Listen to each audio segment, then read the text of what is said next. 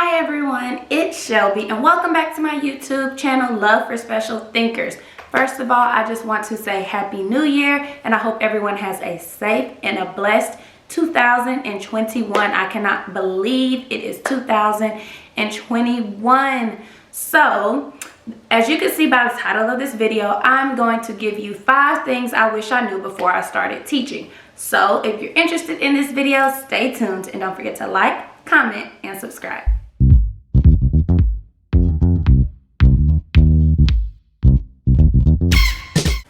Alright, so the first thing that you should know before you start teaching is there will always be something to do.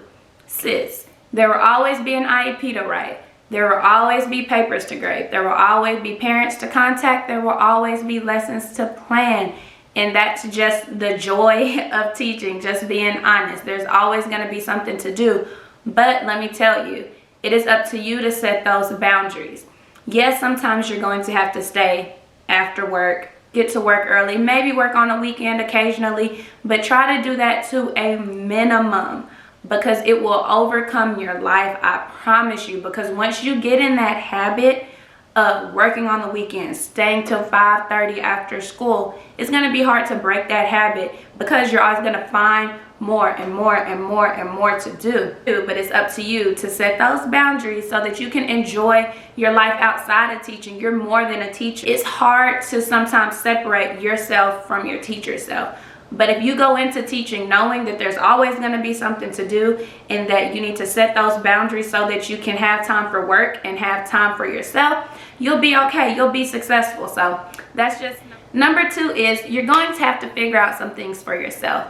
So even if you have a mentor teacher your first year, even if you have a great team your first year, you will still have to figure out things for yourself. Those mentor teachers, those team leaders, those co-teachers are not there to do the work for you. They're there to support you and to guide you.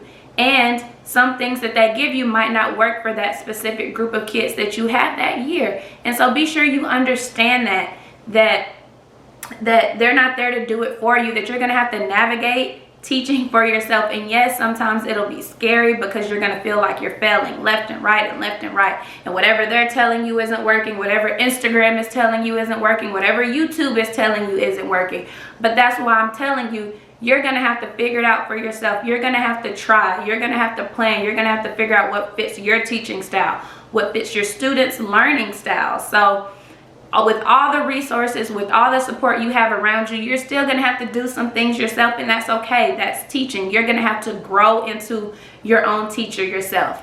Number 3, nothing can prepare you for the real thing. So whether you majored in education like I did, I majored in education and special education, or if you did the alternative certification program, or if your mom's a teacher, your aunt's a teacher, your grandma's a teacher, if you come from a whole lineage of teachers, none of that stuff will prepare you for the real thing, I promise you. No Ron Clark book, no 100 First Days of Teaching book, all that stuff is great, but it is nothing like getting into that classroom your first day, your first year, and figuring this stuff out. Yes, I'm not telling you don't read the books, don't listen to people. Yes, their experiences are relevant. They happened. Some things work, some things don't work. Yes, research proves that this, and this. But all of that will not prepare you for your specific group of kids. You will have no one group of kids is the same.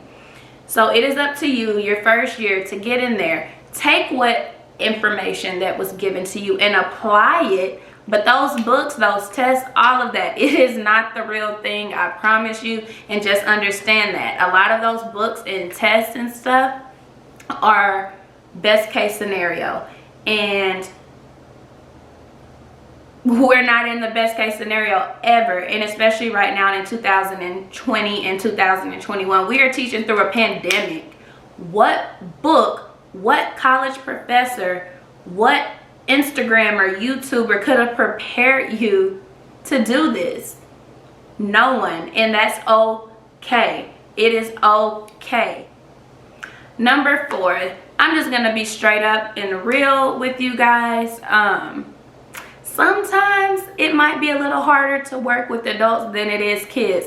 But the reality of teaching is you work with both students and adults. You're not just surrounded by kids all day. You're surrounded by 50, however big your school is, 100 other adults. And you're going to have to interact with them. You're going to have to work with them. You're going to have to plan with them.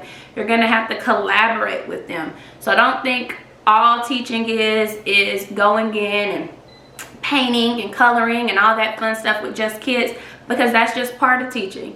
The other part of teaching is planning with your team. The other part of teaching is getting evaluated and having to go to growth meetings and goal setting meetings with your principal. You're going to have to interact with administrators. Like I said, plan with co-teachers. And sometimes it might not be easy to hear some of the stuff that they're trying to tell you, or you might not agree with some of the stuff they're trying to tell you. You might not agree with someone's teaching style, or shoot, you might not even agree with their personality. But the reality is you're going to work with a lot of adults. And number 5, before you start teaching, be sure that you love children. Be sure that you have a genuine love for children. Just be sure that when you go into teaching that it is in your heart, that growing children is in your heart, that shaping children and helping children become a better version of themselves is in your heart. Because otherwise, you will suffer. You won't be happy. You will come to work every day with a frown on your face, and everybody can pick up on those negative vibes, including the kids. So just be sure you have a genuine love for children and all parts of children. Be sure that you understand that you'll be able to work with all types of children and love all types of children, regardless of their ethnicity, regardless of their race, regardless of their financial and economic status, regardless of their disability. You will have to work with all children, and you will have to love them all the same. So just be sure that you're ready and you can come into teaching with an open heart, because that is what will drive you to the finish line, is just having that love and that passion for children.